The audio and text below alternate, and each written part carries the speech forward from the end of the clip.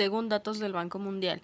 Con una población de cerca de 130 millones de personas, una historia rica, siendo un país megadiverso, con una macroeconomía sólida, abierta a la inversión extranjera, y con políticas que han impulsado al peso como una de las monedas emergentes más cotizadas y con una buena capacidad productiva, México es la 11ª economía más grande del mundo. El primer problema del que hablaré será la desigualdad, ya que considero que es un problema clave y a partir de este surgen muchos de los demás problemas sociales que tiene México en la actualidad. Para la ACNUR se habla de desigualdad cuando hay una falta de equilibrio entre dos o más personas. La desigualdad no se trata únicamente de la riqueza, abarca la expectativa de vida, la facilidad que tienen las personas para acceder a los servicios de salud, la educación de calidad o los servicios públicos. Es importante mencionar que existen dos tipos de desigualdad, la de ingresos en donde existe una mala distribución de bienes entre las personas de una población beneficiando a unos cuantos, y la de movilidad social, en donde es difícil un cambio en la posición socioeconómica de las personas. Según un estudio publicado por el Centro de Estudios Espinosa Iglesias en 2019, 74 de cada 100 mexicanos que nacen en la base de la escalera social no logran superar su condición de pobreza. Según datos del informe realizado en 2015 por Oxfam México y con datos de la World Development Indicators, México se encuentra entre los 25 principales países que tienen mayor desigualdad en todo el mundo, acumulando cerca del 80% de la riqueza. Otro estudio realizado arroja datos en donde se compara al 1% más rico de diversos países, y México resalta por ser el país en donde ese 1% representa cerca del 21% del total del ingreso del país. El Global Wealth Report 2014 de Credit Suisse, por ejemplo, señala que el 10% más rico de México concentra el 64.4% del total de la riqueza del país.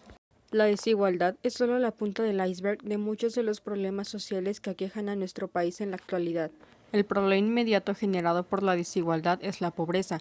Para considerar a una persona como en situación de pobreza se deben seguir los siguientes parámetros según la Coneval: su ingreso, rezago educativo, acceso a servicios de salud, acceso a seguridad social, acceso a alimentación, calidad y espacios de vivienda y acceso a servicios básicos en la vivienda, estos últimos como derechos sociales de cada individuo.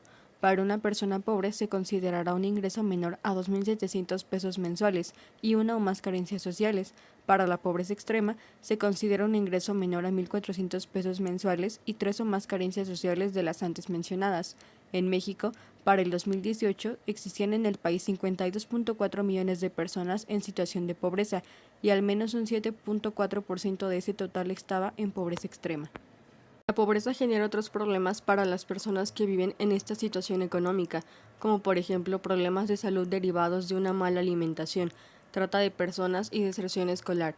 El principal problema de salud relacionado a la pobreza en 2016, conforme datos arrojados por la Secretaría de Salud, fue la desnutrición, cuantificada en 78.252 personas con desnutrición leve, 10.946 con desnutrición moderada y 5.354 personas con desnutrición severa.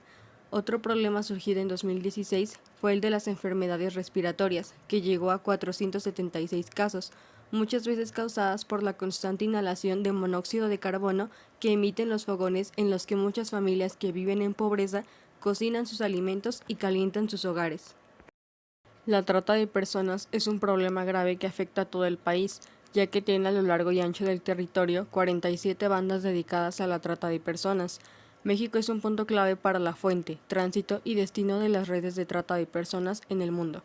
Tlaxcala es un punto clave para la captación de personas, especialmente el municipio de Tenancingo, el cual se considera la cuna de los padrotes más importantes del país. Diversas familias son investigadas por el delito de trata de personas en el país y en la Unión Americana. La familia de los Rojas Romero es una de las más investigadas por este delito y la que tiene una de las redes de trata mejor planeadas del estado, con casas en el municipio en donde la familia entera está involucrada en la red. Posteriormente, las mujeres son enviadas a condominios en el estado de Guanajuato, pero dicha red está conectada también con hoteles en Acapulco, Veracruz y Nuevo León, para finalmente terminar la red en Houston, Texas. Como resultado de la trata de personas, dichas víctimas ven violados sus derechos humanos. Primero definiremos los derechos humanos conforme a la CNDH como un conjunto de prerrogativas sustentadas en la dignidad humana, cuya realización efectiva resulta indispensable para el desarrollo integral de la persona. Es importante mencionar algunos puntos claves, como por ejemplo, son universales, es decir, que no discriminan por nacionalidad, lugar de residencia, sexo, origen nacional o étnico, color, religión, lengua o cualquier otra condición. Son inalienables, o sea que no se pueden transferir y son individuales.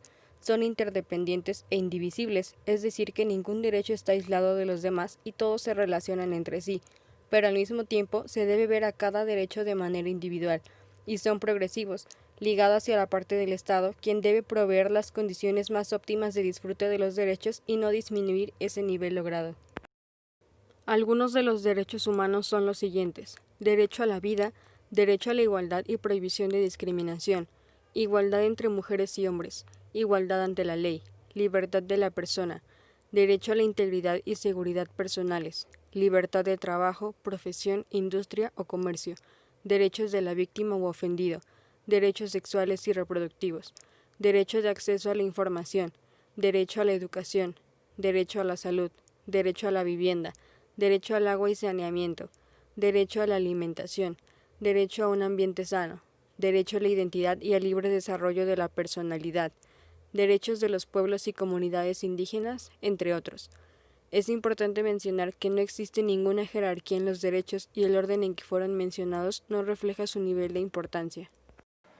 La CNDH tiene un programa contra la trata de personas en donde recalca los derechos que son violados cuando una persona es víctima de trata de personas, como son derecho a la dignidad de la persona, derecho a la integridad personal, derecho al libre desarrollo de la personalidad, derecho a la reparación integral y a la máxima protección, derecho a no ser criminalizado o revictimizado, derecho a no ser explotado. Los sectores poblacionales que presentan más víctimas de violación a sus derechos humanos son personas en situación de pobreza, mujeres, pueblos o comunidades indígenas, personas de la comunidad LGBT, migrantes y defensores de los derechos humanos. La pobreza y la mala educación están ligadas entre sí y algunos de los factores que causa la pobreza y que pueden afectar en el correcto desempeño académico de los menores son padres muy jóvenes con un nivel educativo muy bajo, desempleo, abuso y negligencia, abuso de sustancias, barrios peligrosos, falta de vivienda, movilidad, exposición a experiencias educativas inadecuadas o inapropiadas. Los estados más pobres del país son Chiapas, Guerrero y Oaxaca. Curiosamente, esos mismos estados presentaron los niveles más altos de rezago educativo en 2017 según datos del Coneval en todo el país. Asimismo, en estos estados se encuentran muchas escuelas rurales, las cuales no tienen una correcta infraestructura ni servicios básicos de saneamiento. Los libros de texto llegan tiempo después y los planes de estudio no llegan en tiempo y forma, por mencionar algunos. Datos de la OCDE arrojan que en 2014 México era el país de esta organización que destinaba mayores recursos a la educación como proporción del gasto público total, 17.3%. Datos del Centro de Investigación Económica y Presupuestaria del 2015 mostraron datos en donde del total de la inversión a la educación hecha por el país, 85.6% se destina al pago de nómina, 4% a becas y 3.2% a gastos relativos a la infraestructura, mantenimiento, habilitación y construcción de espacios. Finalmente, veremos el problema de la salud de nuestro país, el cual se vio mermado por la actual pandemia que enfrenta el mundo. Una de las metas del presidente fue el de asegurar servicios de salud para toda la población que contara con un servicio de alguna institución de salud de forma gratuita. Para lograr la propuesta, se cambió al antiguo Seguro Popular por el INSABI, el cual tiene como propósito atender a todas las personas que no disponen de seguridad social, brindando servicios de salud, medicamentos e insumos de manera gratuita. México invierte 2.5% del PIB nacional para gasto de servicios de salud. Sin embargo, la OCDE estima que para lograr un adecuado nivel en los servicios de salubridad, se necesita invertir al menos el 6% del PIB nacional. Según el Centro de Investigación Económica Presupuestaria, 47% del gasto total en salud en México es gasto de la población. Ahora veremos un sistema de salud pública universal. La estructura de un sistema de salud universal pública tiene 3 pilares. 1. La afiliación. 2. Paquete de servicios. Y 3. El presupuesto. El sistema público de servicios médicos contempla al menos dos esferas básicas: la seguridad social otorgada a trabajadores formales, privados y de gobierno a través del IMSS, ISSSTE y servicios sectoriales como Pemex y los hospitales de Sedena, así como la seguridad social pública financiada por el Estado para atender a quienes no tienen una afiliación. Para concluir con el video, es importante mencionar que los problemas que se mencionaron no son todos los que aquejan a la población del país y que existen muchos más. Sin embargo, considero que son unos de los más representativos en cuanto a cifras e interrelación de los mismos.